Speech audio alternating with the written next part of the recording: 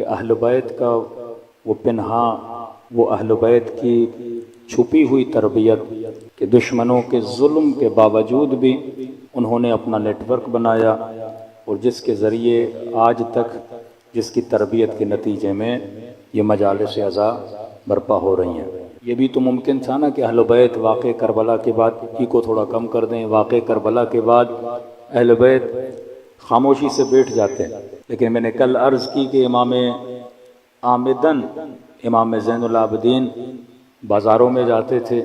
اب ظاہر ایک ایسا ماحول جس میں ماتم کی اجازت نہیں، جس میں گریے کی اجازت نہیں، جس میں کھلم کھلا مجلس عزا برپا کرنے کی اجازت نہیں، تو مولا کبھی وضو کرتے تھے تو روتے تھے، کبھی کسی جوان کی شادی میں جاتے تھے تو روتے تھے۔ یہ ٹیکنیک آف اہل البیت ہے کہ کسی نہ کسی ذریعے سے کوئی ایسا عمل انجام دیا جائے جس سے لوگ امام حسین کو بھول نہ پائیں۔ کہ آپ سنتے ہیں جوان کی شادی میں گئے، رونے لگے، اور یہ کہا اس جوان کو کہ اگر چاہتے ہو میں تمہاری بیٹے کی شادی میں آؤں تو تھوڑا سا اپنی شادی میں علی اکبر کا ذکر کیا کرو۔ کبھی کوئی بچی آ جاتی ہے، پوچھتے ہیں نام کیا ہے، پھر اس سے یہ پوچھتے ہیں کہ کہیں اپنی بچی کو تو تماچا تو نہیں مارتا، پھر ذکر جناب سکینہ کرتے ہیں۔ کبھی بازار میں جاتے ہیں، کسائی کی دکان پہ جاتے ہیں، وہاں پہ وہ 3 سوال جو مصائب میں پڑھے جاتے ہیں، پانی پلایا کہ نہیں، چھری تیز کی کہ نہیں، اس جانور کو اس جانور کے سامنے ذبح کیا کہ نہیں، یعنی مرحلہ بمرحلہ لوگوں کو یاد حسین یاد دلا رہے ہیں۔ آج عزاداری امام حسین اتنا بڑا کلچر بن چکا ہے، ایک مکمل تہذیب اور تمدن اختیار کر چکا ہے کہ شیعہ چاہے یورپ میں ہو چاہے کینیڈا کہیں بھی جائے وہ عزا امام حسین ضرور مناتا ہے۔ مطلب پاکستان کا شیعہ اگر اسلام اور دین خدا کے ساتھ جڑا ہوا ہے وہ عزاداری امام حسین کی وجہ سے، اور یہی شیعہ اگر ویسٹرن ورلڈ میں جا کے اپنے بچوں کو اہل بیت سے اس نے جوڑ کے رکھا ہے تو وہ بھی کیا ہے، عزاداری امام حسین۔ یہی عزا ہے جو ہمیں جوڑتی ہے۔ پورا سال ہم شاید ایک دوسرے کے چہرے دیکھیں، لیکن مجلس امام حسین ہے جو سبب بنتی ہے کہ مومن مومن کی زیارت کرے، مومن مومن سے ملے۔ ہماری دلوں کو کس نے جوڑا ہے؟ یہ ذکر امام حسین نے جوڑا ہے۔ اسی طرح 5ویں امام کا زمانہ، 6ٹھے امام کے زمانے میں تو باقاعدہ گھروں میں مجلسیں شروع ہو گئی تھیں۔ پھر 8ویں امام کے زمانے میں آپ آتے ہیں، باقاعدہ شعراء، مرثیہ لکھنے والے، نوحہ لکھنے والے، جس میں مشہور ہیں جناب دعبل، جناب حمیری، یہ وہ لوگ ہیں جنہوں نے مرثیہ لکھے اہل بیت علیہ الصلوۃ والسلام میں۔ تو آہستہ آہستہ عزاداری ایک کلچر، عزاداری ایک شکل اختیار کرتی گئی جس کو شیعہ مناتے تھے۔ مطلب اگر مجھے پتا ہے کہ امام حسین مظلوم ہیں لیکن پڑوسی کو نہیں پتا تو میں 10 دن گھر میں عزاداری کروں گا۔ اگر مجھے پتا ہے جناب سکینہ پیاسی تھیں لیکن پڑوسی کو نہیں پتا تو ہم کبھی سبیل لگا کے ذکر حسین کو یاد کراتے تھے، کبھی علم لگا کے عباس کے ہاتھوں کو یاد کراتے تھے، کبھی مصائب پڑھ کے لوگوں کو امام حسین یاد دلاتے تھے۔ اور یہی برکت عزا امام حسین ہے کہ دن بدن آپ کی تعداد میں اضافہ ہو رہا ہے۔ یہ ایسے نہیں ہوا، یہ اہل بیت علیہ الصلوۃ والسلام کی ٹریننگ تھی۔ اپنے اصحاب کو سمجھاتے تھے، اپنے گھروں میں محفلیں بناتے تھے کہ میں نے کہا ابتدا امام زین العابدین نے کی، اپنے غلام خریدے، 50,000 کے قریب امام زین العابدین نے غلام خریدے، غلاموں کو تربیت کی اور بعد میں غلاموں کو آزاد کر دیا، تو معاشرے میں بدلاؤ آیا۔ اب مد مقابل دشمن۔ اب زمانہ آتا ہے آپ کے 5ویں امام، امام محمد باقر علیہ السلام۔ روایت کے جملے ہیں، فرماتے 5ویں امام کے زمانے تک، اس زمانے میں جو شیعہ تھے، شیعتنا، ہمارے شیعوں کو نہ غسل کا طریقہ آتا تھا، نہ وضو کا طریقہ آتا تھا، نہ اعمال حج آتا تھا۔ کہ اگر یہ حج بھی کرنا چاہتے تھے یہ دوسروں سے جا کے پوچھتے تھے کیسے ہوتا ہے، جہالت تھی نا۔ عمرہ بھی کرنا ہے دوسروں سے پوچھتے تھے۔ آپ کے 5ویں امام نے فقہ کو ایک طرح سے منظم کر کے ترتیب دیا۔ پہلی مرتبہ کلاسز رکھی آپ کے 5ویں امام نے یہ سکھانے کے لیے کہ حج کیسے ہوتا ہے۔ اس زمانے میں کلامی مکتب رکھے کہ واقعاً 5ویں امام نے زیادہ خدا پہ بحث نہیں کی، کیونکہ کہا کہ ان کی نماز روزے بھی ضعیف ہیں۔ کوئی آتا تھا اللہ کے بارے میں پوچھتا تھا کہ اس کو ہم بعد میں ڈسکس کریں گے، پہلے مخلوق خدا کے بارے میں ڈسکس کرو۔ 6ٹھے امام نے پھر اور اعلیٰ مباحث کیے کہ جتنی فقہ اربعہ اہل سنت کی نکلی ہیں وہ ڈائریکٹ یا انڈائریکٹ آپ کے 6ٹھے امام کے کیا ہیں؟ شاگرد ہیں۔ 5ویں امام نے فوکس کیا 2 جگہوں پر۔ مدینے پہ فوکس کیا، اور آپ کے پانچویں امام نے کوفے پہ فوکس کیا۔ کوفے والے دل سے علی کو چاہتے تھے، اعتقادی طور پہ شیعہ نہیں تھے۔ مدینے والوں نے پھر بھی امام کو دیکھا ہوا تھا۔ ان دو جگہوں پہ امام نے کام شروع کیا، اور ان غلاموں کو جن کو امام زین العابدین نے ٹریننگ دی تھی ان کو بھیجا کوفے کی طرف۔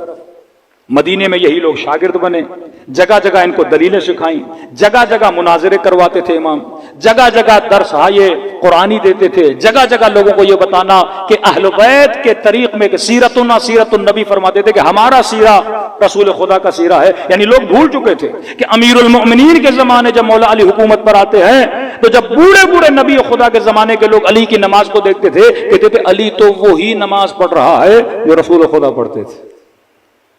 کہ ایک نماز جو نبی دن میں 5 مرتبہ پڑھے، مسلمان کو آج تک پتا نہیں کہ نبی وضو کیسے کرتے تھے، نماز کیسے پڑھتے تھے۔ اس قدر امت میں اختلاف آ چکا تھا۔ آپ کے پانچویں امام نے شاگرد بنائے، شاگردوں کو مختلف جگہوں پہ بھیجا، 2 جگہوں پہ فوکس کیا۔ تیسری جگہ جہاں پہ آپ کے امام نے فوکس کیا، کیونکہ میں نے کہا اکثر غلام روم کے تھے یا ایران کے تھے، تیسرا فوکس آپ کے امام کا کیا بنا؟ ایران بنا۔ کہ امام نے اپنے بیٹے کو کاشان کی طرف بھیجا کہ آج آپ کاشان جاتے ہیں، امام کا اپنا سگا بیٹا وہاں پہ موجود ہے، وہاں تک اہل بیت علیہ الصلوۃ والسلام نے کیا کی؟ ٹریننگ دی اور اپنے مکتب کو مضبوط کرتے گئے۔ اب یہاں حکمران آپس میں لڑتے رہے اور امام محمد باقر اپنے شیعوں کی فکری تربیت کرتے رہے۔ سب سے زیادہ جو ترقی، اس کو کہتے ہیں گولڈن ٹائم آف شیعہ، شیعت کا گولڈن ٹائم، وہ 2 اماموں کے زمانے میں ہوا، ایک امام محمد باقر، ایک امام جعفر صادق۔ صلوات پڑھے محمد و آل محمد۔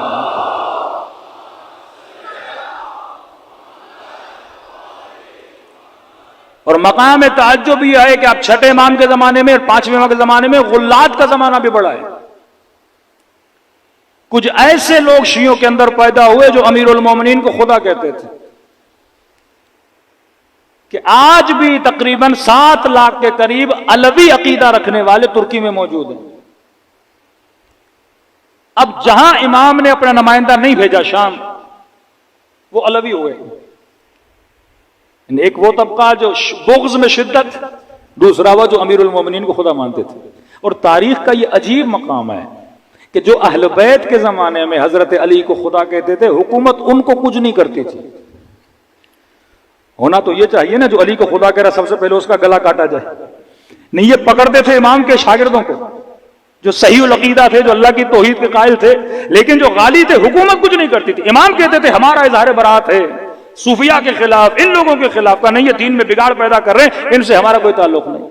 اور ہر زمانے میں آپ دیکھو گے کہ جن سے شیعہ بھی اظہار برات کرتے ہیں وہ ایک بندہ بھی نہیں اٹھایا جاتا۔ بھئی اتنا شوق ہے آپ شیعوں کو کافر بولتے، پہلے اس کو بولو نا جو علی کو خدا بول رہا ہے۔ آج بھی ہمارے ہاں اس طبقے کے ساتھ کچھ نہیں کیا جاتا، کہتے نہیں اس کو چلنے دو کیونکہ یہ شیعت کی بدنامی کا باعث ہے۔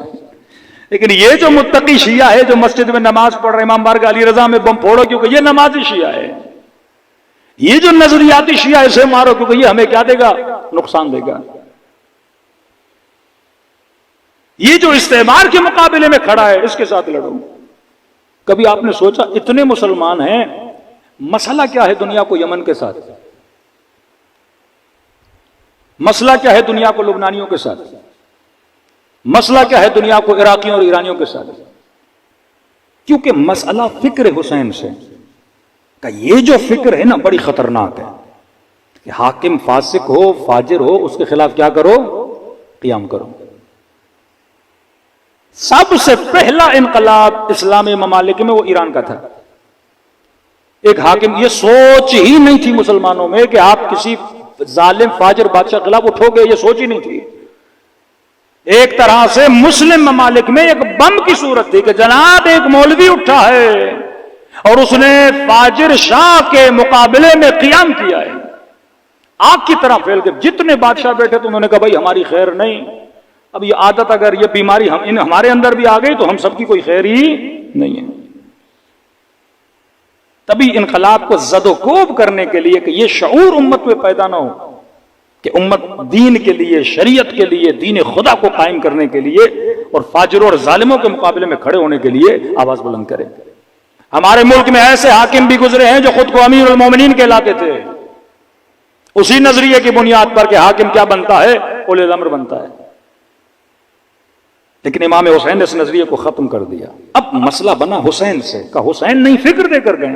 یہ فکر بڑی خطرناک ہے. ہم نے ذرہ برابر غلطی کی، فسق کیا، فجور کیا، شراب پی، شریعت خدا کو پامال کیا، لوگ باہر نکل آئیں گے. تبھی کا گھروں میں جاؤ ذکر حسین کرو. صدام کہتا تھا جلوس نہ نکالو، کیونککہ ایک مرتبہ جلوس نکلا نام حسین سے اور یزید پہ لعنت کرتے کرتے اگر یہ صدام کے خلاف ہو گیا تو صدام کیسے روکتا لاکھوں کو. کہ نہیں جلوس نہیں نکالو، یہ بڑا خطرناک ہے. اگر آپ کا جلوس پروٹیسٹ میں بدل جائے تو خطرناک ہے نا. 1 لاکھ کا مجمع روڈ پہ اور چھٹی کا دن ہے، اگر یہ پروٹیسٹ بڑا خطرناک ہے نا حکومتوں کے لیے. تو خوف پیدا ہو جاتا ہے، لرزہ پیدا ہو جاتا ہے کہ اگر یہ کہیں ہم نفاذ شریعت چاہتے ہیں، اگر یہ کہیں ظلم ختم کرو، اگر یہ کہیں رشوت ختم کرو، اگر یہ کہیں ملک میں خودداری کو پیدا کرو، تو یہ فکر حسین بڑی خطرناک ہے.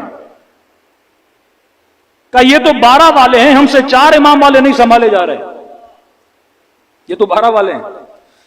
وہ 4 والے جو یمن میں بیٹھے ہیں، پوری دنیا ایک طرف، دنیا کا پیسہ ایک طرف، ٹینکیں اسلحے ایک طرف، یمن نہیں سنبھالا گیا ان سے. لیکن آپ دیکھو مصر میں انقلاب آیا، ہوا نکل گئی. ٹیونس میں انقلاب آیا، ختم ہو گیا. لیبی میں انقلاب آیا، ختم ہو گیا. یمن آج تک چل رہا ہے. ایران آج تک. حسین اشہد انک قد اقمت الصلاۃ وآتیت الزکوٰۃ وامرت بالمعروف ونہیت عن المنکر. مولا میں گواہی دیتا ہوں نماز کو قائم کیا، زکوٰۃ کو دیا، آپ نے امر بالمعروف کیا، اچھائی کو بیان کیا، ونہیت عن المنکر، اور آپ نے لوگوں کو یہ بھی بتایا کہ برائی کیا ہوتی ہے. کہ نہیں، یہ حسین کا فلسفہ ہے. ہمارا فلسفہ یہ ہے کہ اچھائی آپ کی ذات تک رہے، اچھائی کا کبھی پرچار نہ کرو. صلوات پڑھے محمد و آل محمد.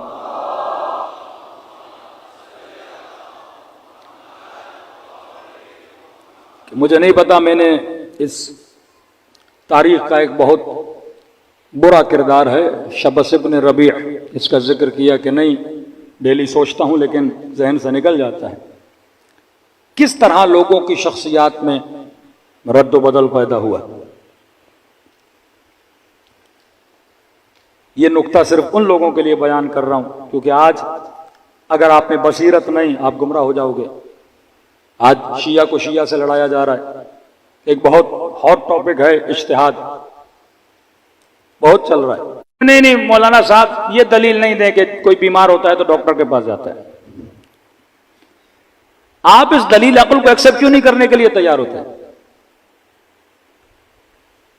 تشیع کا مرکز اور محور عقل ہے.